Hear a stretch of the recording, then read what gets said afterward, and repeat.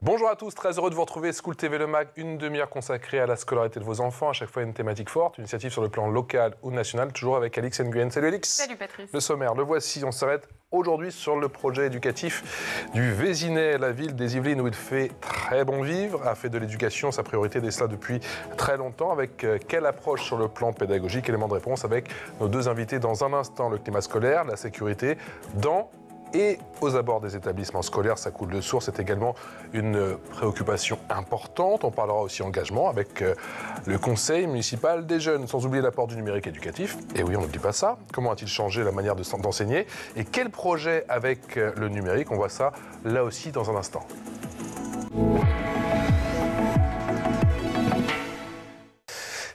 L'expression orale, je vous présente sans plus tarder nos invités. Bonjour Bruno Corradetti. Bonjour Monsieur le maire, l'heureux maire du Vésinet. On est très heureux de vous accueillir aujourd'hui. Vous êtes venu accompagné de Julie Roman. Bonjour Julie. Bonjour. Vous êtes l'heureuse maire adjointe déléguée à la scolarité, l'enfance. La petite enfance. La petite enfance aussi, effectivement. Et les CMJ et la famille, effectivement, en charge du CMJ. Quel est l'impact de ces Jeux Olympiques? C'est vrai que c'est demain. Est-ce que le Vésinet est concerné par toutes ces questions? Est-ce que c'est un tremplin au final pour votre jeunesse, monsieur le maire? Alors, absolument. Donc oui, bien sûr, on est bien concerné parce que nous sommes terre des Jeux. Oui, il me semble, au cœur du REC, terre de jeux. Donc voilà. D'autre part, on a la course cycliste homme qui traverse le Vésinet. Au début du mois d'août, le 3 août plus exactement. On a ensuite construit un pas de tir spécial pour pouvoir permettre l'entraînement d'équipes de 2 ou 3, enfin de 2 pour l'instant, 3 peut-être demain, sur l'entraînement du tir à l'arc. Et on organise beaucoup d'événements qui sont des événements sportifs ou des événements festifs aussi, divers et variés, ou le cumul des deux d'ailleurs. Donc on a organisé des color runs avec des courses à vélo pour les enfants, à la trottinette. Voilà, on va faire aussi dans les villes, on va aussi faire de la diffusion d'événements sportifs le 21 juin. Aussi, voilà, donc on a un ensemble d'activités qui sont des activités qui sont extrêmement importantes et qui concernent vraiment tous les jeunes du Vésinet, parce qu'il y a beaucoup de jeunes au Vésinet. Il y a beaucoup de jeunes, effectivement, au Vésinet, plus 10% d'augmentation de la population en l'espace d'un an, c'est énorme. Vous la sentez, effectivement, cette émulation poindre à quelques jours des Jeux Olympiques, et est-ce que c'est une chance, au final, cet événement planétaire pour votre territoire? Moi, je pense que oui. Et puis dans les écoles, ils font plein de projets. Donc toutes les écoles ont tourné à faire des journées Jeux Olympiques. Donc avec des challenges, remise des médailles, faire des équipes interclasses, donc interniveaux. Dans chaque équipe, il y avait des CP, des CM2 pour équilibrer. Donc je suis passée dans 2 écoles déjà qui l'ont fait. Donc pour faire la remise des médailles. Allez, très fière. J'imagine, c'est super pour les petits. Les accueils de loisirs, eux, là, ils sont customisés. Vous verrez pour des vieux vélos, des vieilles tricycles qui seront ça retape, ça répare, d'accord. Non, juste pour décorer. La course homme qui traverse le Vésinet. Donc il faudra regarder à la télé les petits vélos customisés. Donc oui, tout le monde, tous les jeunes sont à fond dedans et suivent. Au centre du rond-point, on va exposer tous ces vélos, donc ça va être très visible et ça fait vraiment plaisir aux jeunes qui sont d'une grande fierté de voir leur œuvre comme ça exposée, passer à la télé devant des millions et des millions et des millions de téléspectateurs.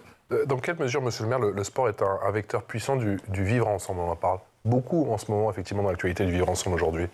Alors, c'est extrêmement... D'abord, premièrement, le sport est vraiment très, très développé. Donc, au Vésinet, on a beaucoup d'associations qui sont des associations sportives, avec environ 3000 adhérents, ce qui est quand même beaucoup, et beaucoup de disciplines. On essaye d'en créer un nombre additionnel. Et puis, il y a aussi un point, c'est que certaines disciplines ne se pratiquent pas au Vésinet. Donc, on a des accords avec les villes voisines. Et donc, ça permet une relation avec l'ensemble de ces villes qui est une relation qui est extrêmement intéressante. Ça permet des échanges et ça permet d'étendre un peu le champ relationnel avec les villes voisines. Voilà. Julie, d'ailleurs, fait partie d'un club de rugby qui est dans une de nos villes voisines. Ville voisine, à Montesson. À Montesson, justement. Voilà. C'est ça. Donc, je fais du rugby à 5. Et puis, moi, chez moi, donc, mes 2 enfants font du rugby. Donc, c'est que du rugby à 5? Oui. Ah, je ne connaissais pas bien. Alors, j'étais resté sur effectivement le rugby à 15. Rugby à 5 et rugby santé. Le rugby à 7. Le rugby santé. Oui, aussi. Donc, je suis dans 2 équipes. Moi, j'ai beaucoup travaillé avec le Stade français, donc c'est vrai que niveau santé, ça n'a pas toujours été facile, parce que c'est vrai que quand tu te prends un paquet de. Donc, en effet, dans notre équipe de rugby santé, on a des anciens 15istes. C'est mixte ou pas le rugby à 5? C'est mixte. C'est super. Avec ou sans contact? Sans contact, enfin touché. Touché. D'accord. On est 5 sur le terrain, donc c'est déjà très trop cardio. pour moi, je suis un peu chochotte. Voilà. Alex, oui. Je peux me permettre de rajouter un petit quelque chose, parce qu'on a aussi donc un établissement hospitalier au Vésinet. On organise des opérations sportives avec les malades. Et donc, et en termes de mixité, en termes d'acceptation et d'inclusion, bien sûr. c'est quelque chose qui est extrêmement important. Donc, avec l'ensemble des soignants, alors on fait des petits parcours, hein, mais ils sont pas longs, mais c'est toujours une fête qui est extrêmement agréable. Et je voulais signaler ce point et rendre hommage au directeur de l'hôpital qui fait ça. On fait ça en commun. Mais c'est extrêmement gratifiant, extrêmement intéressant. Et quand vous voyez toutes ces personnes qui sont hospitalisées et qui font ça avec un sourire merveilleux, ça vous redonne du baume au cœur. Effectivement, ça réchauffe le cœur. Et plus largement, dans quelle mesure est-ce que vous vous servez de ce label Terre de Jeux pour ancrer le sport un peu plus chez les jeunes, même pour l'après-événement, après JO? Alors, il est déjà bien ancré, mais ça renforce encore le fait de vouloir faire des jeunes. Bon, vous savez qu'on a eu beaucoup, il y a eu beaucoup de champions olympiques au Vésinet. Voilà, donc ça va augmenter. Il y a 2 choses. Premièrement, susciter beaucoup plus de vocation et d'envie chez les jeunes, peut-être un peu plus jeunes encore que la population habituelle. Ça, c'est un premier point. Et deuxièmement, donc ça nous permet de diversifier et d'offrir aux jeunes des activités sportives qui sont des activités sportives qui n'existaient pas jusqu'à présent. Voilà, donc on travaille sur ce genre de choses qui ne sont pas encore totalement opérationnelles, mais on a un certain nombre de projets. Mais ces champions du Vésinet, vous leur demandez d'intervenir dans les établissements, par exemple? Alors, d'abord, ils ne sont pas tous vivants. Donc ça, c'est un premier point, parce que la première championne olympique sur le Vésinet, la navigatrice, donc ça remonte à 1880, quelque chose comme ça. Effectivement, un peu compliqué. Voilà. Donc, oui, bien sûr, et donc on a aussi donc l'appellation de nos gymnases avec les personnes. Donc, et on a je vous disais, le pas de tir qui a été installé donc à Samarène, qui va probablement être une médaillée olympique, donc qui va intervenir, et donc on va faire des prestations ensemble dans les écoles pour susciter une envie chez les jeunes ou chez les très jeunes, et qui soient très fiers de ça. Julie Roman, effectivement, nous disait avec Monsieur le maire, il y a cet aspect transmission, cet aspect héritage, on en parle aussi avec les Jeux Olympiques, cet héritage matériel et immatériel. Comment vous créez ou recréez du lien entre les générations, justement, au Vésinet, entre les jeunes et les moins jeunes? Oui. On a plusieurs projets en commun avec le CCAS, parce qu'on a le CCAS qui est assez important au Vésinet. Et on a des classes qui font des échanges de courriers au moment de Noël. On a des classes qui vont faire du sport ou des accueils de loisirs qui vont faire du sport avec au CCAS, avec les seniors. Il y a des projets de promenades nettoyantes aussi, de promenades carrément au parc des Ibis ou dans nos rivière, parce qu'au Vésinet, c'est très arboré, donc c'est très joli, on va se balader. Après, des lectures, ce qu'ils ont bien aimé aussi, c'est qu'ils ont fait des concours de dictée des fables de La Fontaine. D'accord. Ils étaient avec un senior et un jeune, et puis ils faisaient une phrase chacun, et puis à un moment donné, il y en a un qui me dit « Mais Julie, je suis embêtée, il a déjà tout fini. Il la connaissait par cœur, il n'a même pas attendu que tu dictes. » Voilà. Donc, c'est la tendance, Monsieur le maire, c'est qu'il y a de plus en plus d'actions entre les générations. Jeux de société, voilà, on essaie absolument. Donc, pour compléter un peu, donc il y a beaucoup d'événements qui sont organisés en commun. Nous avons 2 résidences autonomie. D'accord. Beaucoup de choses sont faites pour les anniversaires des personnes, quand il y a un centenaire, quand il y a un bal musette, quand il y a des soirées spécifiques à thème qui sont organisées. Il y a toujours la présence de jeunes CM1, CM2, de jeunes scolarisés. Ça, c'est pour les générations qui sont vivantes aujourd'hui. Et puis il y a aussi, ils sont très très impliqués dans le devoir de mémoire, qui est quelque chose qui est extrêmement important pour nous. Donc les jeunes participent à toutes les opérations de commémoration, le ravivage de la flamme sur l'Arc de Triomphe. Donc voilà, et chaque fois ils le font avec plaisir, avec fierté. Et chaque fois, ils organisent des discours dans les différentes commémorations, dans les différents événements. Quand on offre le muguet donc à nos seigneurs de la ville, eh bien, ils sont toujours présents. Quand on va offrir un bouquet de fleurs à une nouvelle, en général, d'ailleurs centenaire, ils sont aussi présents. Donc, voilà, donc c'est vraiment un travail. C'est bien de le rappeler parce qu'on entend tout le temps, bon, je parlais trivialement, mais qu'ils n'ont pas grand-chose à faire. On entend très souvent ça, c'est vrai, aujourd'hui. Donc c'est bien qu'il y ait un maire, qu'une adjointe au maire vienne un petit peu apporter aussi la parole du terrain. Alix. Et au-delà du devoir de mémoire, vous menez d'autres actions pour encourager l'engagement civique chez les jeunes? Alors, bon, oui, donc ils sont fréquents, encore une fois, donc, dans toutes les commémorations. Mais on mène des actions également qui sont tournées vers l'écologie. On a déroulé une fresque du climat avec eux. Et ils sont force de proposition, c'est assez impressionnant quand même. Ils ont beaucoup d'idées. Via le conseil municipal Via le conseil municipal des jeunes, ouais, absolument. Donc voilà, donc ça favorise véritablement ce lien intergénérationnel. Et vous pouvez nous donner par exemple des propositions, des idées de projets qu'ils proposent? Déjà, le conseil municipal des jeunes, ils rentrent en campagne, ils ont des élections avec des vraies urnes, des vrais isoloirs. Donc ils ont une période, ils s'engagent pour un mandat de 2 ans, voire de 3 ans. Ils peuvent le renouveler s'ils nous font un courrier pour demander de rester en 6e. D'accord. Donc, et après, ils proposent donc ils ont des commissions tous les mois à peu près, tous les samedis matins, de 2 heures, et on travaille sur des projets. Donc c'est vrai qu'aujourd'hui, la part de l'écologie prend beaucoup de place, de sensibilisation aussi.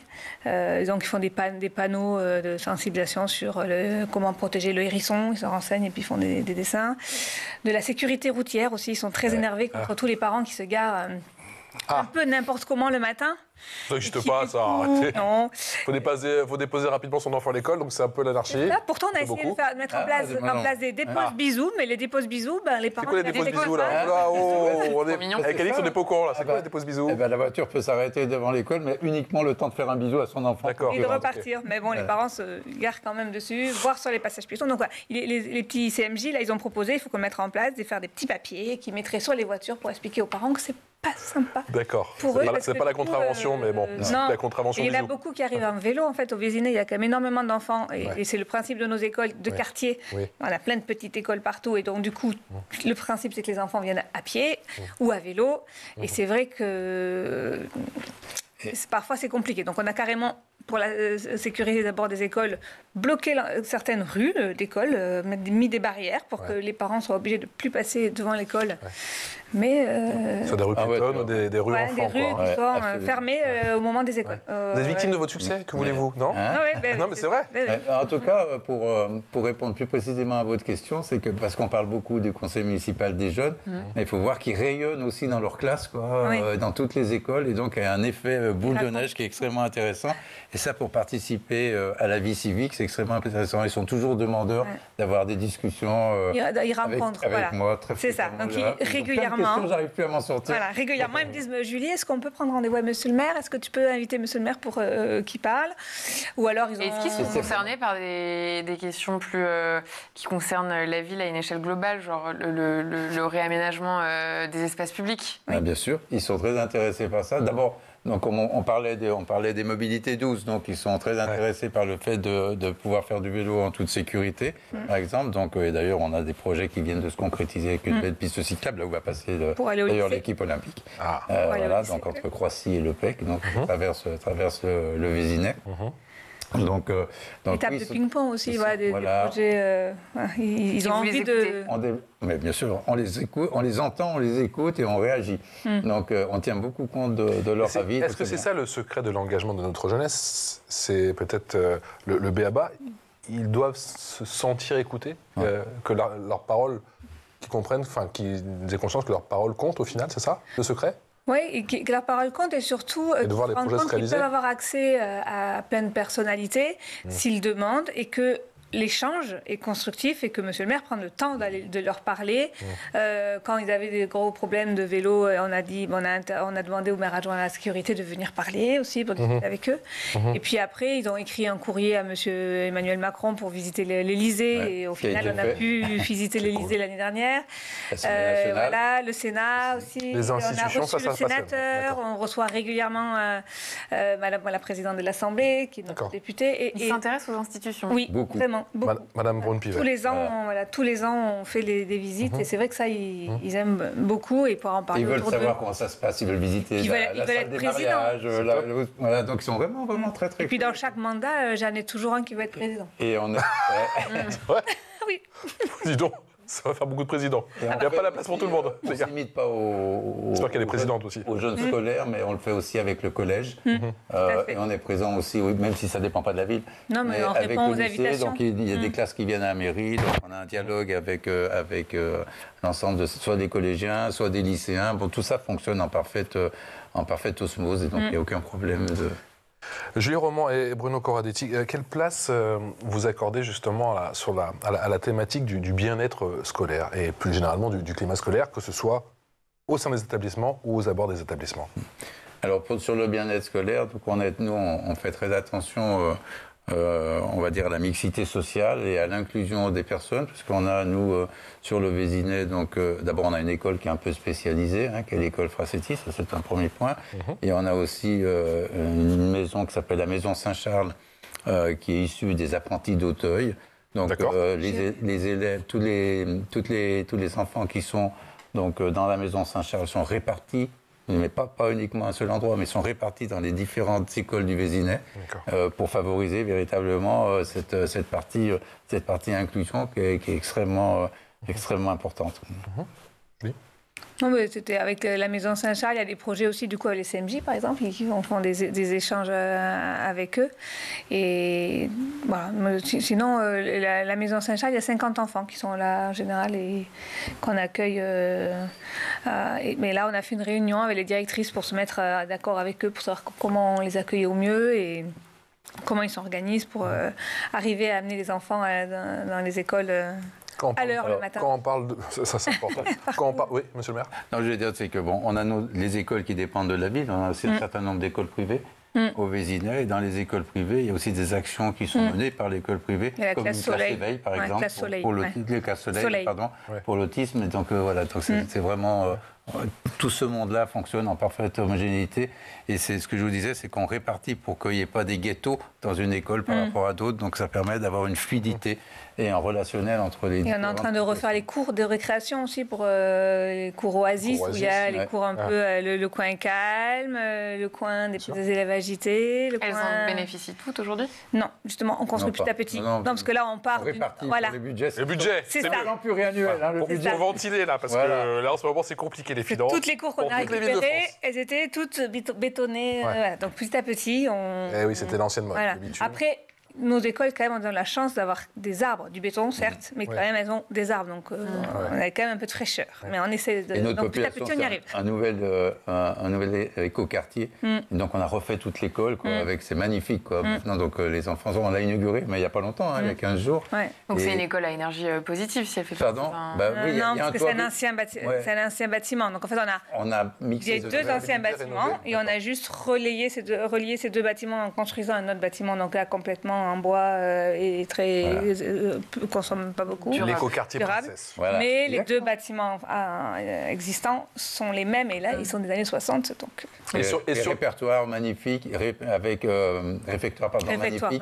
Avec une prédominance de bois, de matériaux nobles, un toit végétalisé très éclairé. Donc voilà, donc ça répond effectivement aux tendances écologiques du moment. Et comment on sécurise du coup les établissements scolaires dedans et en dehors? Est-ce que c'est une donnée importante de votre réflexion aujourd'hui ou pas forcément? Si, c'est forcément une donnée qui est importante. Mais enfin, bon, à l'intérieur de l'école, c'est le rôle de l'éducation nationale, c'est pas le rôle de la mairie. On est bien d'accord. Donc voilà, donc ça c'est un premier point. Sauf qu'on sait aussi que quand on est à la tête de la mairie, on a un peu toutes les casquettes. Même absolument, c'est vrai. C'est prérequis, mais... On a un gros compromis à faire au Vésinet, c'est qu'on est censé être une ville-parc et on est censé voir à perte de vue le parc. C'est-à-dire que les clôtures doivent être ajourées. Voilà. Et donc avec le Vigipirate, c'est un peu un compromis là. Donc on a proposé des bâches. Voilà, on essaie de dessiner par les élèves.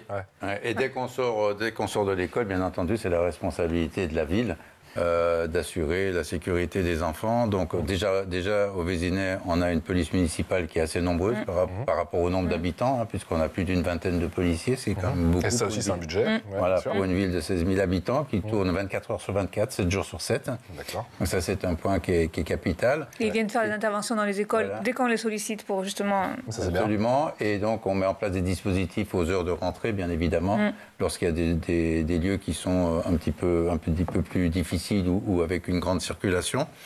On le fait aussi sur des écoles qui sont des écoles, on va dire, à cheval entre deux villes, quoi. Donc, on a fait la sécurisation d'un établissement qui s'appelle le Bon Sauveur en équipe avec le maire de Chatou. Donc, tout ça fonctionnerait bien. On a sécurisé une zone qui devait être faite depuis une dizaine, voire plus, d'années, qui n'avait jamais été faite. Et voilà, donc ça, c'est très bien. Toujours difficile, parce qu'il y a des riverains qui respectent, mais évidemment. C'est un peu le concept. Mais la sécurité des enfants est prioritaire sur tout le reste pour nous.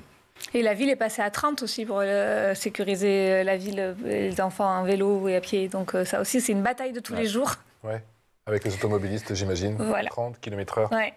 Sur toute la ville. Alex. Comment est-ce que vous impliquez les parents dans la vie scolaire ?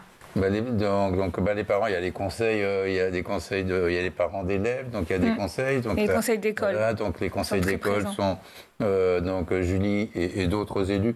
D'autres maires adjoints C'est une forme de pression, parce qu'on sait que dans certaines villes, pas forcément. Au Vésinet, les parents sont omniprésents. C'est une forme de pression. Oui, ils sont très présents. Ils sont très présents.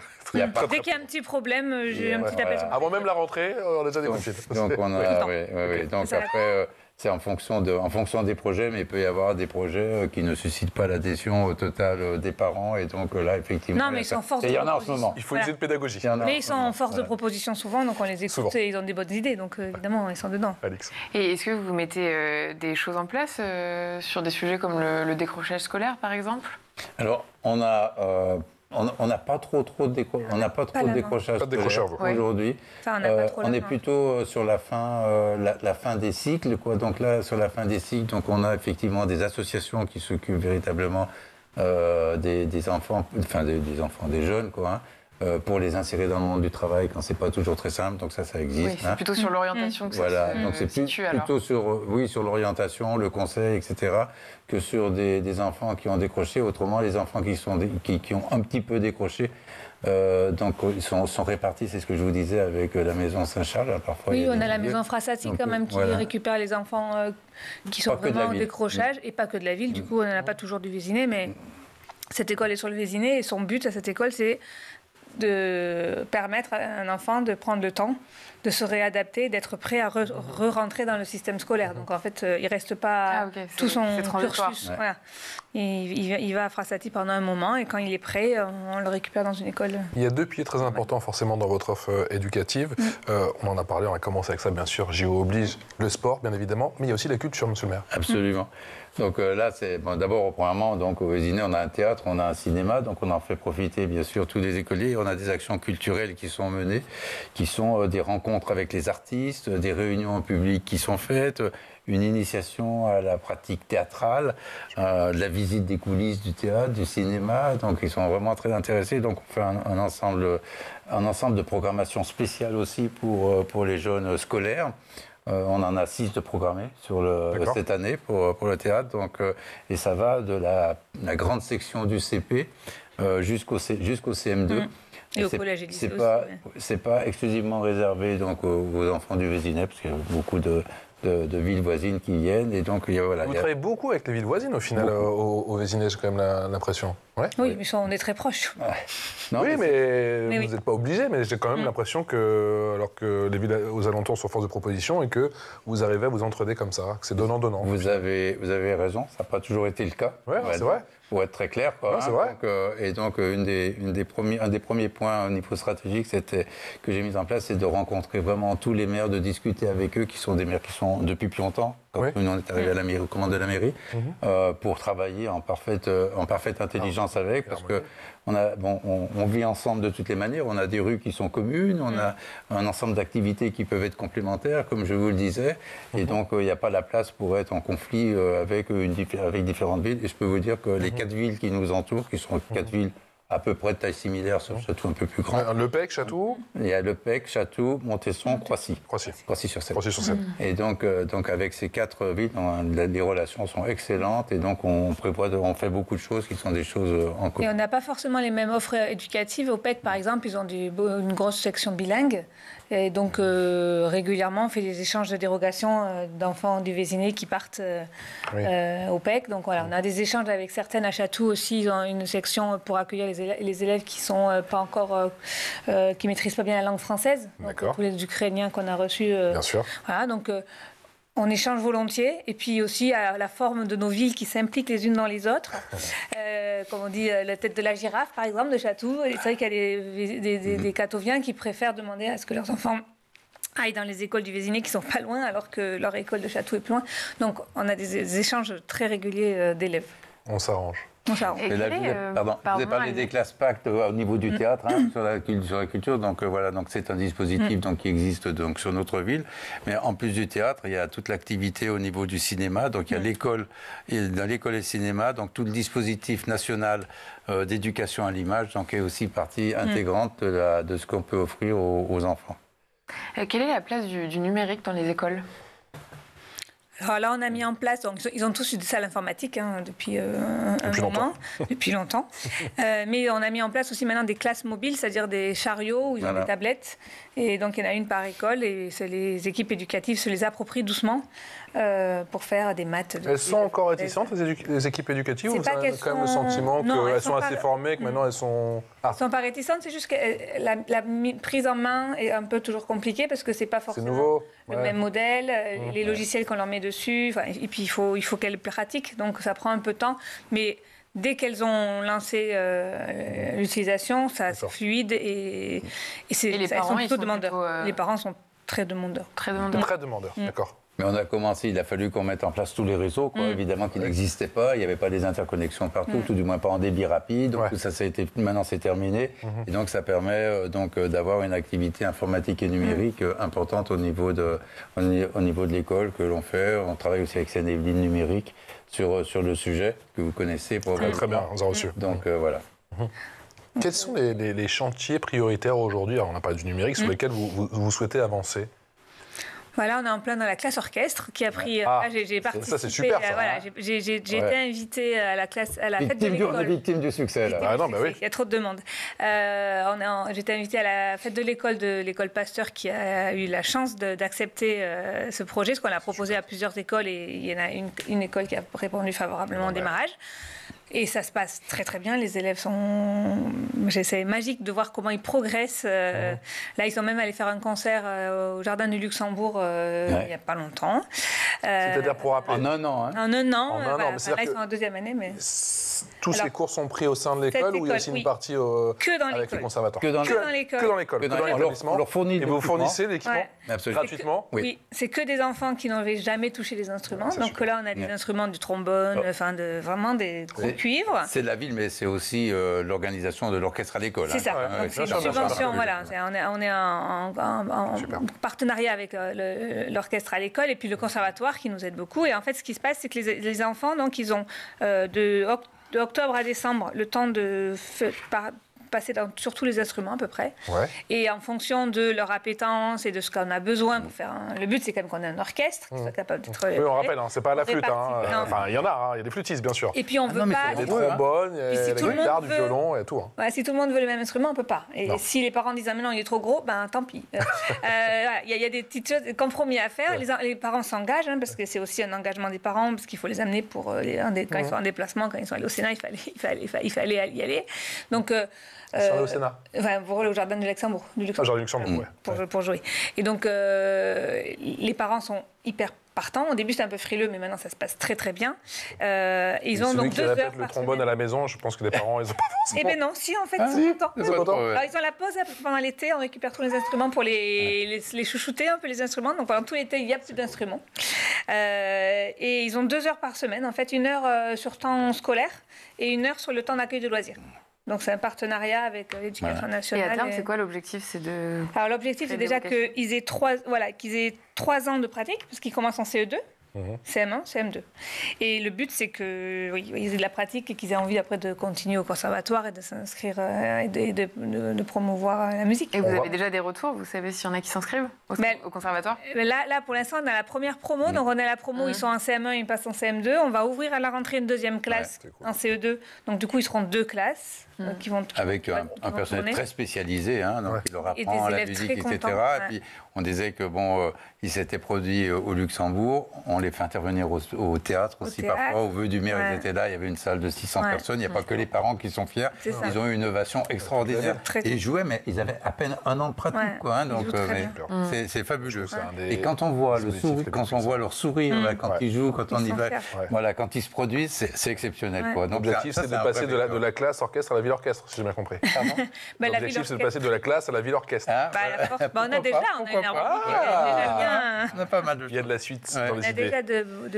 Après, le problème, c'est que toutes les écoles maintenant voudraient avoir une classe orchestre. Donc, bien entendu, on est budgétairement limité, mais on va en rouvrir une cette année. Voilà, une classe. Une seconde classe. Et puis voilà, donc ça va faire un peu. Et c'est un test, donc il fallait voir. Si c'est une classe par an, c'est déjà énorme. C'est déjà énorme, franchement. C'est déjà beaucoup. Donc, on arrive à voir un. Donc la prochaine étape, c'est l'orchestre ici sur le petit plateau. Ils vont venir faire un petit orchestre. Voilà. Évitez le verre, parce que vous ne savez pas, mais c'est un plateau sans fond vert. Voilà, pas d'instrument. Et l'intervenant musique qui intervient pour la classe orchestre ces 2 heures-là, il intervient dans les autres classes, dans les autres écoles. Donc il tourne, on fait de la musique dans toutes les écoles qui demandent, parce que c'est pareil, nous on propose le cinéma, le théâtre, la musique. On propose et après rien n'est imposé. L'éducation nationale dispose. Voilà. Oui, et on a aussi les intervenants sport dans les écoles. Donc il y a 2 heures d'intervenants sport par classe. Donc ils travaillent aussi de concert avec les enseignantes. Ils proposent un projet pédagogique sur l'année, validé par l'éducation nationale. Et on promouvoit le sport dans les écoles. Et c'est vrai que les enseignantes apprécient et les parents aussi apprécient. Ce n'est pas un exercice imposé. Donc ça, c'est nous qui avons... Enfin, on a mis ça d'autres villes aussi, mais c'est pas dans toutes les villes. Et je peux vous dire qu'une année, il nous manquait une personne. Ça a râlé. Tout de suite, ça râle. Donc vraiment, aussi bien le corps enseignant que les parents, que les enfants, donc sont vraiment très très demandeurs d'avoir tous ces éducateurs sportifs. Et ces intervenants la sportifs, pression. même au CCAS aussi, ils font des cours de sport aux seniors. Donc c'est vrai que c'est un vrai bonheur. C'est un vrai plaisir de vous avoir tous les deux. Merci. Merci infiniment d'être venu nous parler de cette offre éducative d'exception, j'ai envie de dire. Et c'est le cas, effectivement, dans votre très belle ville qu'est le Vésinet. On embrasse tous les habitants du Vésinet. Et on espère vous revoir très bientôt, ma chère Alix. Moi, je vous retrouve demain. À demain. Merci de nous avoir invités. Merci à vous. Merci à vous. On espère vous revoir très, très, très bientôt. Avec des instruments et quelques vélos. J'ai bien compris. D'accord. Absolument. Bonne journée. Merci.